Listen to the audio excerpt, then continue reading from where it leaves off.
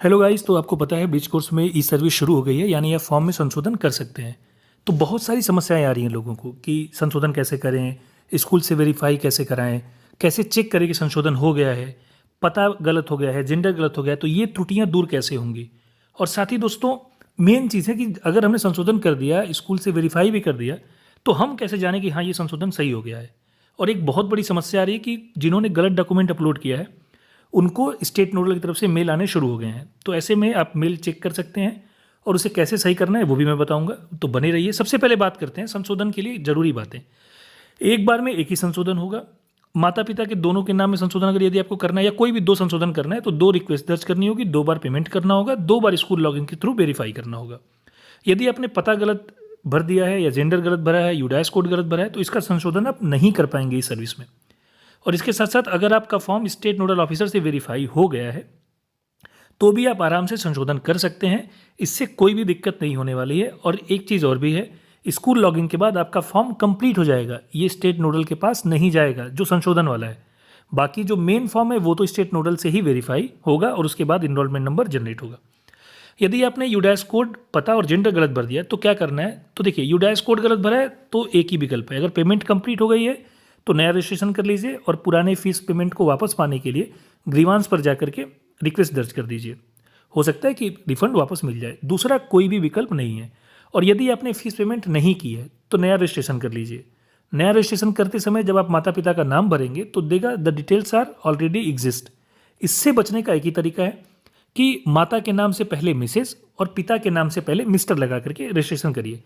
जब इस तरीके से रजिस्ट्रेशन करेंगे तो रजिस्ट्रेशन आराम से हो जाएगा और उसका आप पेमेंट कर लीजिए, क्योंकि और कोई भी विकल्प नहीं है यूडाइस को सही करने का। इसके बाद बात करते हैं, अगर आपने पता और जेंडर गलत भर दिया है तो इसका एक ही विकल्प है, आप एनआईओएस को मेल कर दीजिए कि सर हमसे ऐसी ऐसी गलती हुई है, जेंडर गलत हो गया हमारा या हमारा पता गलत हो गया है। उसके बाद क्या होगा कि जैसे संस्कृत पहले ऑप्शन में नहीं था लैंग्वेज वाले में, पर बाद में उन्होंने ऐड कर दिया, वैसे ही हो सकता है कि बाद में इस सर्विस में वो जेंडर को और एड्रेस को दोनों को डाल दें। तो इसका एक ही ऑप्शन है, आप लोग उनको मेल करिए। मेल करने के बाद ही उम्मीद है कि ये संशोधन का विकल्प खुलेगा। इसके बाद बात करते हैं, अगर मान लीजिए कि अपॉइंटमेंट डेट, डीओबी, नाम संशोधन कैसे करें, तो सबसे पहले एक बार मैं फिर आपको वीडियो दिखाना चाहूँगा। इसमें हम लोग किस में संशोधन किया जाए, चलिए पिता के नाम में संशोधन करते हैं। तो फिर आ जाएंगे इस सर्विस वाले कॉर्नर पे और लॉगिन कर लेंगे। जो भी आपका ईमेल है, ईमेल डाल दीजिए। जो आपका बना हुआ पासवर्ड है, जो आपने पहले से बना रखा है, वो पासवर्ड फिलअप कर दीजिए। पासवर्ड फिलअप करने के बाद नीचे आपको कैप्चा कोड आएगा, तो वो कैप्चा कोड आपको भर लेना है। कैप्चा कोड भरने के बाद आप जैसे ही लॉगिन वाली बटन पर क्लिक करेंगे तो वो लॉगिन हो जाएगा और आपका फॉर्म, आपका डैशबोर्ड खुल के आ जाएगा। ये वही डैशबोर्ड है जहाँ पर सारी चीज़ें आपको प्रदर्शित होंगी। यहाँ पर आपका बेसिक डिटेल्स से लेकर के यहीं पर आपको अपने असाइनमेंट भी जमा करने पड़ेंगे इसी डैशबोर्ड पर, ऐसे ही लॉगिन करके। तो लॉगिन होने के बाद आप देख सकते हैं कि ये सारी चीज़ें ऐसे खुल के आ जाएंगी। तो एप्लीकेशन स्टेटस अभी भी पेंडिंग है स्टेट नोडल के पास। ई सर्विस वाले ऑप्शन में आकर के अप्लाई वाले ऑप्शन पर क्लिक कर देना है। जैसे ही आप अप्लाई वाले ऑप्शन पर क्लिक करेंगे तो आपके पास ये सारी चीज़ें आ जाएंगी। अब मान लीजिए फादर के नाम में करेक्शन करना है, तो जो आगे एक पेन जैसा बना है उस पर क्लिक कर देते हैं। अब हमारे ईमेल पर एक ओटीपी आएगी। ओटीपी को वेरीफाई करना बेहद ज़रूरी है, तो जो आपने ईमेल डाला था उस पर ये ओटीपी आ जाएगी। अब ओटीपी को यहाँ पर फिलअप कर लेंगे। ओटीपी फिलअप करने से पहले एक चीज़ जान लीजिए दोस्तों, जितनी भी त्रुटियां हैं एक एक करके ही आपको सॉल्व करनी है। एक त्रुटि पर आपको जो भी फीस तय है वो फीस आपको देनी है। नाम में अगर डेट ऑफ ज्वाइनिंग और डीओबी में गलत है तो 200 रुपये और बाकी के लिए 400 रुपये। इसके बाद ओटीपी डाल करके हम वेरीफाई कंटिन्यू पर क्लिक कर देंगे। थोड़ी देर रुके रहेंगे तो ई सर्विस के सारे ऑप्शन पोर्टल खुल के आ जाएंगे। अब देखिए इसमें फादर का नाम गलत है, तो जो पहले नाम था और ऊपर दिख जाएगा। अगर आपको लगता है कि नहीं ये पहले वाला आपने मिला लिया सही है तो वहीं से छोड़ दीजिए, और अगर पहले वाला गलत है तो जो सही नाम है वो नीचे डाल दीजिए। अब बहुत लोग कह रहे हैं सर कैसे देखें कि डेट ऑफ अपॉइंटमेंट क्या है, यहाँ से भी देख सकते हैं और सबसे लास्ट में मैं वीडियो को बताऊंगा कि एक और तरीका है जहाँ से आप डेट ऑफ अपॉइंटमेंट देख सकते हैं।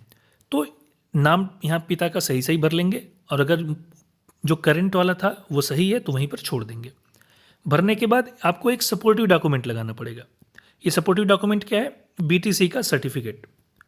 अब केवल सर्टिफिकेट में क्या, सॉरी बीएड का सर्टिफिकेट, अब ये सर्टिफिकेट में क्या मार्कशीट अपलोड नहीं कर सकते। देखिए मार्कशीट भी अपलोड कर सकते हैं और डिग्री भी अपलोड कर सकते हैं, कोई भी बीटीसी का सर्टिफिकेट, सॉरी बीएड का सर्टिफिकेट आपको यहाँ पर अपलोड करना पड़ेगा। सर्टिफिकेट अपलोड करने के बाद आपके सामने फ़ीस की डिटेल्स आ जाएंगी। तो 470 रुपये इसके लिए देने हैं। सीसी एवेन्यू से पेमेंट करिए, ज़्यादा अच्छा रहेगा, और यूपीआई के थ्रू करिए। एक भी पेमेंट स्टक नहीं होती है, इसकी गारंटी है। अदरवाइज़ पेमेंट स्टक होने का खतरा रहता है।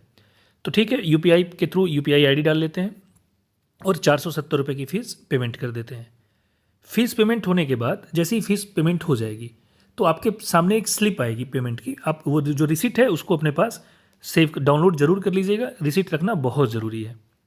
हालांकि वो आपको मिल भी जाएगी, आगे भी मिल जाएगी, लेकिन फिर भी इसे रख लीजिए, ये ज़्यादा काम आती है। और जैसे ही आप फीस पेमेंट कर लेंगे तो आपकी तरफ से, आपके एंड से काम खत्म हो गया। अब ये आपका एप्लीकेशन चला जाएगा स्कूल वेरीफाई के लिए, यानी असाइन हो जाएगा स्कूल हेडमास्टर को। अब बहुत लोगों की स्कूल हेडमास्टर का ट्रांसफ़र हो गया है तो वो परेशान है, सर हम क्या करें? कुछ मत करिए, अभी हाल ही में ट्रांसफ़र हुआ है तो उन्हीं के नंबर से वेरीफाई करा लीजिएगा स्कूल लॉगिन, बात करके कि सर कैसे भी करके करा लीजिए। क्योंकि नया नंबर ऐड होने के बाद वो एनआईओएस में ऐड हो, वो बहुत टाइम लगेगा। तो ये देख सकते हैं पेमेंट हो गया, पेमेंट समरी आ गई, नीचे रिसीट है और उसके सामने क्लिक हियर टू डाउनलोड, वहाँ से आप डाउनलोड कर लीजिए।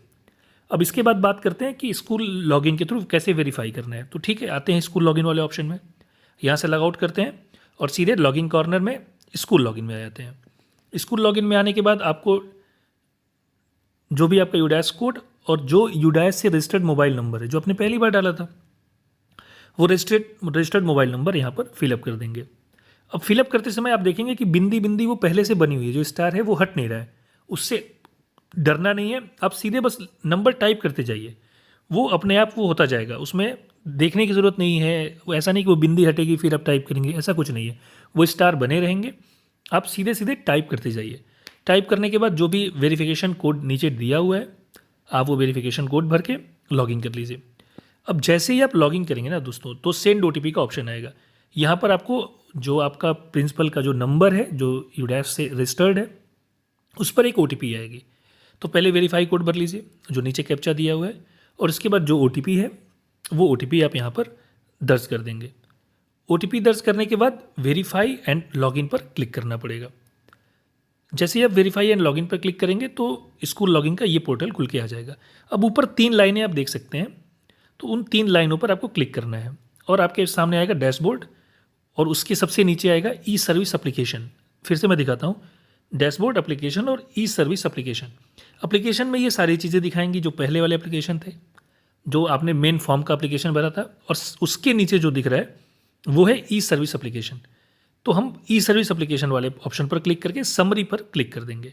अब यहाँ पर समरी में देखिए स्कूल का सारा डिटेल्स दिख रहा है, नाम दिख रहा है और क्या चेंज किया गया है, तो चेंज अपॉइंटमेंट डेट किया गया था। अब यहाँ पर एक्शन में, एक्शन वाले ऑप्शन पर क्लिक करके, और यहाँ पर आप देख सकते हैं कि ये सारी चीज़ें स्कूल की डिटेल्स आ गई, जो आपने डॉक्यूमेंट अपलोड किया था ये, और एक इंटर रिमार्क देना है। तो आप डॉक्यूमेंट पहले चेक कर लीजिए कि जो डॉक्यूमेंट अपलोड हुआ है वो सही हुआ है। अगर गलत है तो यहाँ से फाइनल रिजेक्ट कर दीजिए, और अगर डॉक्यूमेंट सही अपलोड है तो जो भी आपका रिमार्क है कि हाँ मानव संपदा पर, अगर यूपी से है तो यूपी मानव संपदा चलता है तो हाँ मानव संपदा पर, और अपॉइंटमेंट लेटर में दोनों में ये अपॉइंटमेंट डेट ये यही वाली है जो इन्होंने डाला है, और ये करेक्ट है। ये करते हुए कन्फर्म ई सर्विस एप्लीकेशन पर जो वो तीर है, यानी जो बिंदी है, वो ग्रीन जो ब्लू सिग्नल है उस पर करके सबमिट कर देंगे, और कन्फर्म एप्लीकेशन पर फिर कन्फर्म कर देंगे, तो ये सक्सेस हो जाएगा। अब बात करते हैं कैसे चेक करें। तो चेक एडमिशन स्टेटस पे चले जाइए और वहाँ पर आप अपना ईमेल आईडी डाल दीजिए। चेक एप्लीकेशन स्टेटस आप जानते हैं टीचर लॉगिन ऑप्शन से आता है, तो लॉगिन टीचर कॉर्नर में आता है, तो टीचर कॉर्नर के थ्रू वहाँ पर आप चले जाएंगे और अपना ईमेल डाल करके और जो कैप्चा दिया हुआ है कैप्चा डाल करके सबमिट कर देंगे। सबमिट करने के बाद आप थोड़ा सा स्क्रॉल करके नीचे आएंगे तो आप देख सकते हैं name, father's name, mother's name, date of birth, gender, ये सारी चीज़ें आपको यहाँ दिख रही हैं। अब इसमें जो भी आपने करेक्शन किया है वो दिख जाएगा, और सही है तो ठीक है, यही करेक्शन आपने किया था। अब बात करते हैं किस किस को स्टेट नोडल की तरफ से मेल आ रहा है और क्यों। तो एमपी में जो इंचार्ज टीचर थे उन्होंने खुद का फॉर्म वेरीफाई कर लिया था, ऐसे में उनको स्टेट नोडल की तरफ से मेल आया कि भाई इसको संकुल प्राचार्य से आप लोग मेल करा लीजिए, सिग्नेचर करा लीजिए। पर ये उत्तर प्रदेश के लिए ऐसा लागू नहीं होगा, उत्तर प्रदेश में संकुल प्राचार्य जैसा पद नहीं होता है। तो यूपी में अगर आप इंचार्ज हैं और आप ब्रिज कोर्स कर रहे हैं तो खुद से काम चल जाएगा, इसमें कोई दिक्कत नहीं है। ये केवल एमपी वालों के लिए था। अब देख सकते हैं आप सीधे रिमार्क में देखिए, आवेदक द्वारा प्रधानाध्यापक की सील अंकित कर स्वयं सत्यापन किया गया है, जबकि आवेदक प्राथमिक शिक्षक है और संस्थान प्रमुख की सील अंकित करें प्रधानाध्यापक नहीं है अथवा केवल संकुल प्राचार्य और प्राचार्य द्वारा सत्यापित कर पुनः अटैच करें। तो ये इसमें कुछ करना नहीं है। आप ये देख सकते हैं एप्लीकेशन नंबर, रेफरेंस नंबर, ये मेल आया है, तो सभी लोग अपना एक बार मेल चेक करते ना, एटलीस्ट 1-2 दिन में एक बार मेल चेक कर लेना ज़्यादा ज़रूरी है। NIOS आपको जो भी सूचना देना है वो मोस्टली मेल पर ही देगा। अब इसके बाद बात करते हैं इसको सही कैसे करें। तो इसको सही करने के लिए कुछ नहीं करना है, आपको फिर से डैशबोर्ड पर चले जाना है। उसमें डैशबोर्ड में डॉक्यूमेंट सेक्शन में चले जाना है और जो डॉक्यूमेंट आपको सही अपलोड करना है, वो जो जैसे सेल्फ डिक्लेरेशन फॉर्म अपलोड करना है, तो नया सेल्फ डिक्लेरेशन फॉर्म सही से भर के और वहाँ फिर से आप अपलोड कर सकते हैं, इसमें कोई भी दिक्कत नहीं होगी। और जिन लोगों का डॉक्यूमेंट गलत अपलोड हो गया है उन्हें भी ऐसे ही मेल आएगा। जिस दिन स्टेट नोडल आपके फॉर्म को डिस्क्रिपेंसी की वजह से वापस करेंगे तो ऐसे ही मेल वापस आपको भी मिलेगा और आपको सही डॉक्यूमेंट अपलोड करना पड़ेगा। तो इस प्रकार से आप संशोधन आराम से कर सकते हैं, सारी चीज़ें आप देख रहे हैं। अगर आप हमारे व्हाट्सएप ग्रुप से जुड़ना चाहते हैं तो 9450153017 पर मैसेज करें। हमारे ग्रुप पर आपको free study material, assignment, reflective journal, school experience संबंधित सभी चीज़ें बिल्कुल फ्री में मिलती हैं। धन्यवाद दोस्तों, थैंक यू सो मच।